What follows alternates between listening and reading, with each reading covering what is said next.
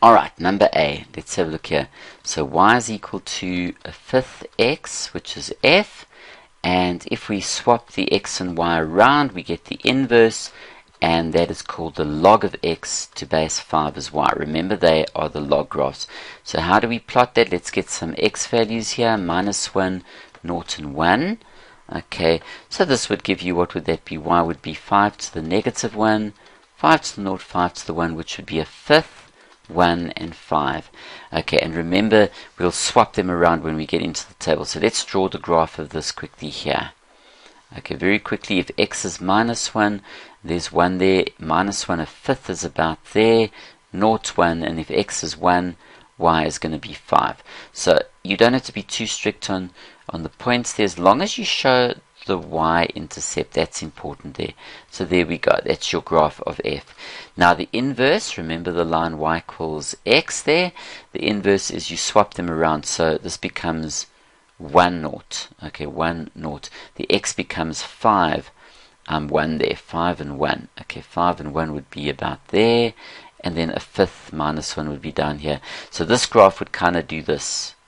Wow, there we go. And it's also a function. I missed the point there. Excuse the pun. Okay, f negative 1. And there we go. And that's your graph there of the log function. Okay, what about the other one quickly? If we take this graph here, number B, if you've got y equals 1/5 x, okay, y equals 1/5, let me just tidy that up a bit there, 1/5 x, well, that's going to be the graph of f. The inverse, swap it around, and you get the inverse there, and that's the log of x to base a fifth is equal to y. Okay, so let's pick some x values here. If we go minus 1, 0, and 1, what is the y? Well, if it's a fifth to the minus 1, a fifth to the 0, 1/5 to the 1, this will give you 5, 1, and a fifth. Okay, so how do we draw that? Then we'll get the inverse of it. There we go. Okay, if x is minus 1, y will be 5 up here, 0, 1 is there, and if x is 1, y is a fifth, so we're down over there. So that would be our decreasing, our graph that goes down for f. Okay, remember, don't forget to indicate that that's 0, 1 there.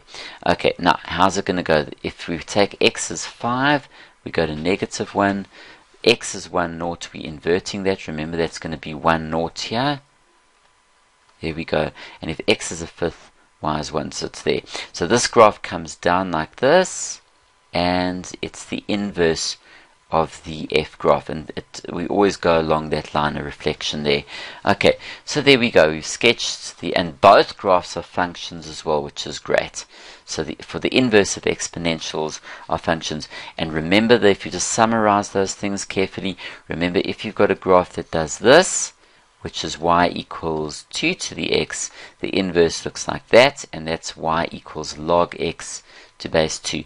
And then, of course, if you go the other way, if it goes down, y is equal to a half x, there the inverse comes like that. And that will be y is equal to log x to base a half. Always symmetrical or reflections about this little line here.